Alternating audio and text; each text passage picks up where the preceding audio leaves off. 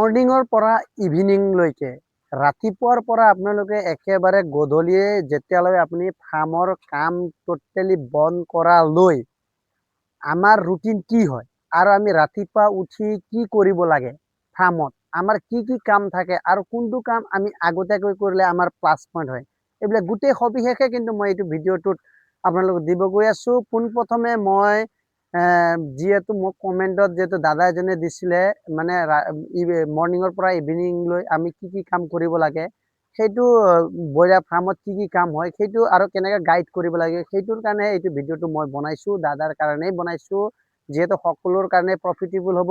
যিসকল নতুন ফাৰ্মাৰসকল যিসকলে নতুনকৈ ফাৰ্ম কৰিম বুলি ভাবিছে তেওঁলোকৰ কাৰণে যিহেতু এইটো ভিডিঅ'টো স্পেচিয়েল হ'ব গৈ আছে, আপোনালোকে ভিডিঅ'টো একেবাৰে শেষলৈকে চাই থাকিব।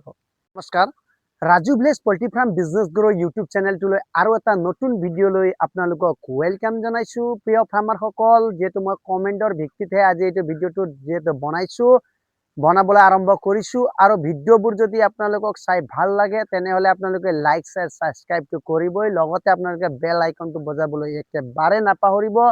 প্ৰিয় ফাৰ্মাৰসকল, যদি নতুনকৈ যদি কিছুমানে যদি ফাৰ্ম কৰিম বুলি ভাবি আছে তেওঁলোকৰ বহুত মনত প্ৰশ্ন হৈ থাকে, আমি মৰ্ণিঙৰ পৰা ইভিনিংলৈ ৰাতিপুৱাৰ পৰা কাম কৰি আমি একেবাৰে ফাৰ্মৰ দৰ্জা বন্ধ কৰালৈকে আমাৰ কি কি কাম থাকে এইবিলাক বহুত ধৰণৰ যিহেতু কুৱেশ্যন, যিহেতু পোনপ্ৰথমে মই নতুন ফাৰ্মাৰ থাকোঁতে মোৰো এইবিলাক প্ৰশ্ন আছিলে, সেইটো প্ৰশ্নৰ ভিত্তিতহে মই যিহেতু এইটো ভিডিঅ'টো বনাইছোঁ। প্ৰিয় ফাৰ্মাৰসকল, পোনপ্ৰথমে আপোনালোকৰ পোৱালিৰ সময়ত আমাৰ পোৱালিৰ যোনটো মেনেজমেণ্ট সেইটো অলপ বেলেগ হয় আৰু আমাৰ ডাঙৰৰ মেনেজমেণ্টত অলপ সাল সলনি হয়। ইমান সাল সলনি নহয়, অলপ ইফাল সিফাল হয়।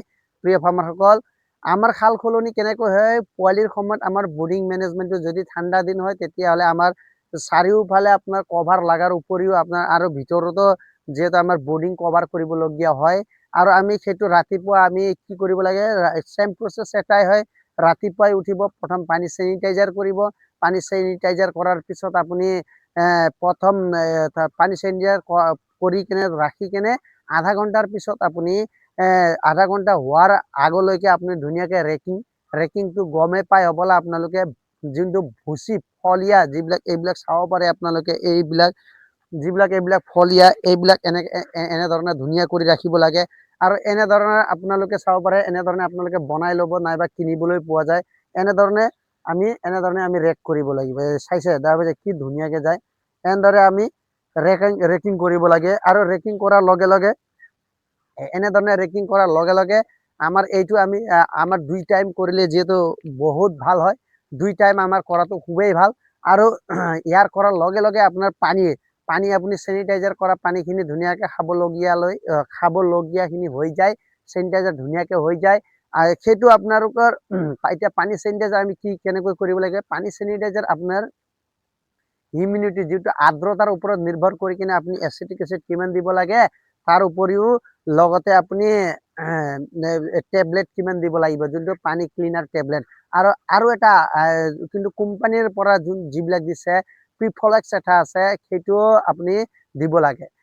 প্ৰিফলেক্স সেইটো কিমান ml দিব লাগে। যিহেতু আমাৰ এইখিনি এৰিয়াৰ যিহেতু মই কৈছোঁ মৰিগাঁও ডিষ্ট্ৰিক্ট, যিহেতু আমাৰ এইটো বিহিতা গাঁৱৰ যোনটো ইয়াৰ আৰ্দ্ৰতা অনুসৰি আমাৰ 100 লিটাৰত আমি মিনিমাম এচিটিক এচিড 20 ml দিব লাগিব আৰু যোনটো আপোনাৰ প্ৰিফলেক্স যোনটো 10 দিনৰ কাৰণে খোৱা যায় সেইটো আপোনাৰ মিনিমাম 10 ml কে দিব লাগিব আৰু 10 দিনৰ পিছত আকৌ আৰু এটা বেলেগ আহে, সেইটো মেডিচিন আৰু বেলেগ আহিছে H2O বুলি কয়, সেইটো বেলেগ মেডিচিন 10 দিনৰ পৰা 20 দিনলৈকে দিব লাগিব। সেইটোৰ লগতে আপোনাৰ এই এচিটিক এচিডটো দিবই লাগিব। তাৰ পিছত 20 দিনৰ পিছত আপুনি যোনটো ক্লিনাৰ টেবলেট আপুনি ইউজ কৰিব পাৰিব। এনেধৰণে সকলো কোম্পানীৰে বেলেগ বেলেগ হয়, কিন্তু আপুনি যদি প্ৰাইভেটলি কৰিম বুলি ভাবিছে তেনেহ'লে আপোনালোকে ধুনীয়াকৈ এচিটিক এচিডটো কিন্তু দিয়াটো অতি দৰকাৰী, লগতে ক্লিন টেবলেট লৈ ল'ব আৰু কম মুৰ্গীত সদায় বেমাৰ কম হয় সেইটো আপোনালোকে ভালকৈ জনাটো খুবেই দৰকাৰী। কম মুৰ্গীত আপোনাৰ বেমাৰ আজাৰ একেবাৰে 99% কম আৰু যেনেকৈ যদি আপোনালোকে এনেধৰণে যদি 2000 কেপাচিটি যদি ফাৰ্ম কৰে তেনেহ'লে আপোনাৰ বেমাৰ আজাৰৰো অলপ মানে আমি গাইডটো বেছি কৰিবলগীয়া হয় প্ৰিয় ফাৰ্মাৰসকল। আপোনালোকক আৰু তাৰ পিছত মই পানী চানী দিয়া হোৱাৰ পিছত আপুনি ধুনীয়াকে ৰেকিং কৰিলে, ৰেকিং আপুনি 2 টাইম কৰিব। প্ৰথম আপুনি ৰাতিপুৱা 1 টাইম কৰিব, 1 টাইম কৰি কিনে আপুনি ৰাতি যদি ঠাণ্ডা বেছি হয় আপোনালোকে তিৰপালটো যোনটো চাইড তিৰপালটো অলপ আধা কৰি ৰখাই দিব। যদি আপোনাৰ গৰম দিনতো একেবাৰে তলত নমাব পাৰিব, কিন্তু ঠাণ্ডা দিনত আপোনালোকে তিৰপালটো ওপৰত উঠাব লাগিব। যেতিয়া আপোনাৰ এসপ্তাহ 10 দিন মুৰ্গী যেতিয়া হয় তেতিয়া অলপ অলপ অলপ কৰি মানে ওপৰৰ পৰা ডাউন ডাউন ডাউন ডাউন কৰি নমাই আনিব লাগে। আৰু 30 দিনৰ পিছতে আপুনি টোটেলি কমপ্লিট তলত পেলাই দিলেও কোনো ধৰণৰ অসুবিধা নহয়। আৰু এটা কথা মন কৰিবলগীয়া কথা, যদি আপোনাৰ চাইডৰ পৰা যদি অনাহৰে যদি বতাহ যদি নন ষ্টপ আহি থাকে তেনেহ'লে আপোনালোকে কি কৰিব, সেইটো চাইডৰ হাফ কৰি ৰাখিব তিৰপালটো। এনেদৰে আমি প্ৰটেকশ্যন বাই চিকিউৰিটি আমি মেইনটেইন কৰিব লাগিব, নহ'লে আমাৰ CRD বহুত ধৰণৰ বেমাৰ দেখা দিয়ে প্ৰিয় ফাৰ্মাৰসকল, আৰু আমাৰ বহুত লছত পৰিণত হওক। নেক্সটটো আৰু এটা কৈছো, পানী দিয়াৰ পিছত আপুনি মুৰ্গীক আপুনি ধুনীয়াকে দানা দি দিলে। দানা দিয়াৰ পিছত আমাৰ কাম কি থাকিল, দানা দিলো, পানী দিলো, তাৰপিছত যদি আপুনি যদি দিনত যদি কিবা মেডিচিন খুৱাব বিচাৰে তেনেহ'লে আপোনাৰ পানীতে একেবাৰে দিব পাৰে, যদি নোখুৱাই তেনেহ'লে দিব নালাগে। তাৰপিছত আমাৰ কি কাম হ'ল, ধুনীয়াকে আপুনি ফিল্টাৰত পানী দি দিলে, ফিল্টাৰত পানী দি কিনে আনলোড কৰি কিনে আপুনি থৈ দিলে, দৰ্জা চৰ্জা বন্ধ কৰি আপোনালোকে বিন্দাছ ঘূৰি থাকিব পাৰিব। হয় প্ৰিয় ফাৰ্মাৰসকল, বিন্দাছ ঘূৰি থাকিব পাৰিব, কোনো হেডেক নাই। আপুনি আকৌ তাৰপিছত 10টা 11টা মান বজাত আপুনি ঠাণ্ডা দিনত 11টা 12টাৰ ভিতৰত আপুনি কি কৰিব, স্প্ৰে কৰিব।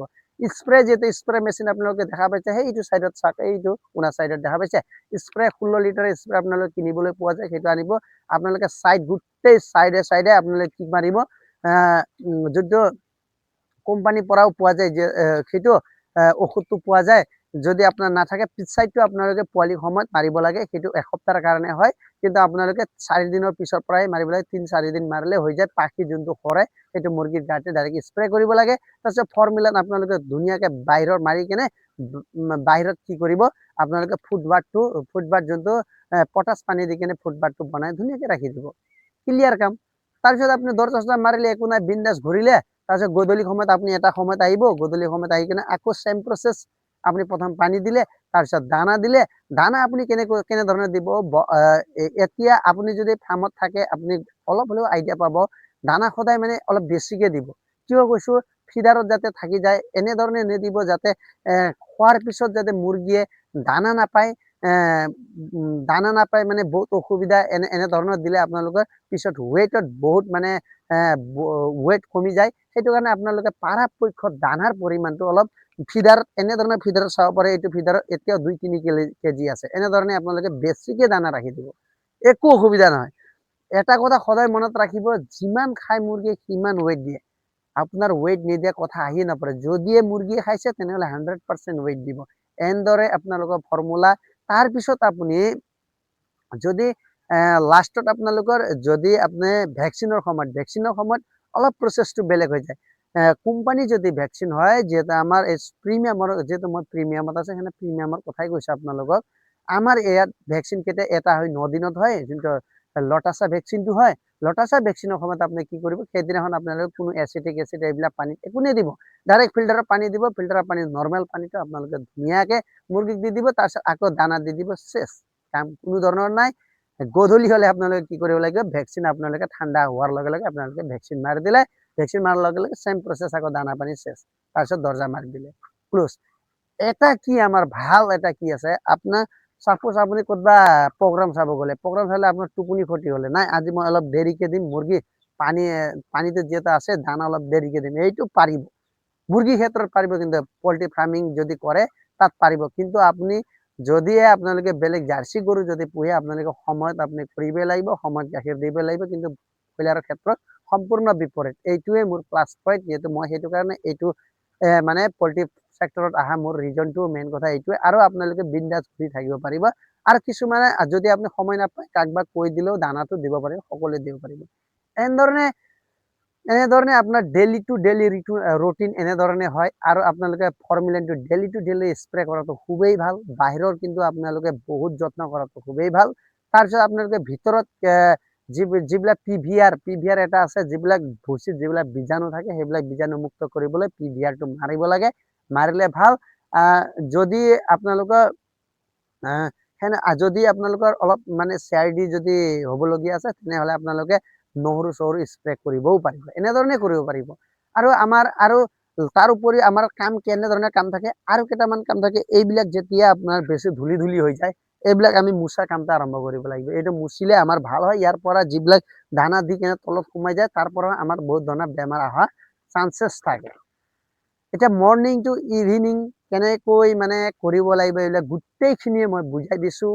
ভেকচিনৰ সময়ত অলপ সলনি হয়, তাৰপিছত আপোনাৰ পোৱালিৰ সময়ত অলপ সলনি হয়, তাৰপিছত ডাঙৰৰ সময়ত আপোনাৰ একো নাই, এটাই প্ৰচেছ, দানা দিব লাগে, পানী দিব লাগে, ভুচিবিলাক ৰেকিং কৰিব লাগিব। ৰেকাৰ এনেধৰণে বনাই ল'ব, দুই টাইমকে ৰেকিং কৰিব। তাৰপিছত আপোনালোকে মুৰ্গীক যিমান মানে আপোনালোকে যিমান চাফা পানী, যিমান চাফ চিকুণকে ৰাখে, সিমান আপোনাৰ ব্ৰইলাৰৰ ক্ষেত্ৰত কৈছোঁ, সিমান আপোনাৰ প্লাছ পইণ্ট হয় আৰু বেমাৰৰো বহুত মানে কম দেখা দিয়ে। আপোনালোকে পৰাপক্ষত যদি ৰাতিপুৱা আপুনি যেতিয়া সদায় দানা নিদিয়াৰ আগতে আপোনালোকে প্ৰথম পানী দিব, পানী দিয়াৰ পিছতহে আপোনালোকে দানা দিব। কিয় কৈছোঁ প্ৰিয় ফাৰ্মাৰসকল, আমাৰ কিছুমানে ভুল কি কৰে, মানে পানী নাথাকে, আপোনাৰ ডিংকাৰত একেবাৰে পানী নাথাকে, তেওঁলোকে দানা দি দিয়ে।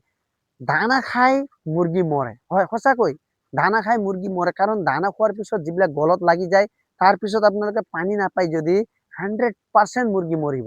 এইটো ভুল কাম আপোনালোকে নকৰিব।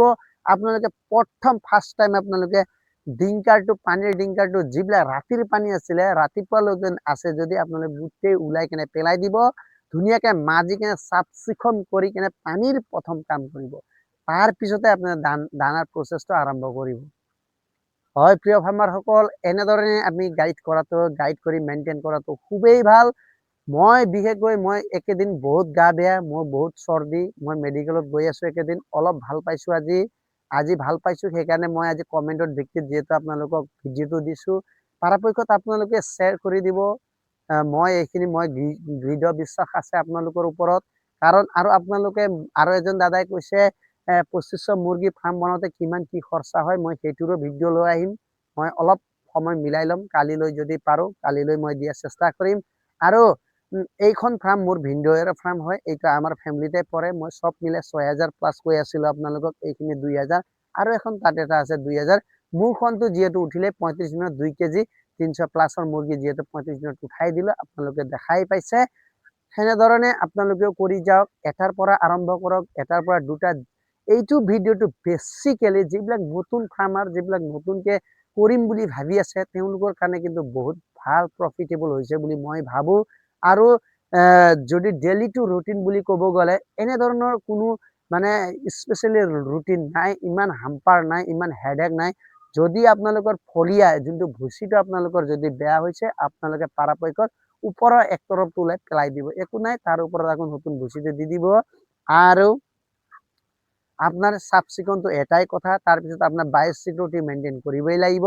তাৰপিছত গৰম দিনত অলপ বেলেগ হয়, ঠাণ্ডা দিনত অলপ বেলেগ হয়, ইমানো বেলেগ নহয়, অলপ ইফাল সিফাল হয়। প্ৰিয় ফাৰ্মাৰসকল, মই ভিডিঅ'টো বেছি দীঘল নকৰোঁ।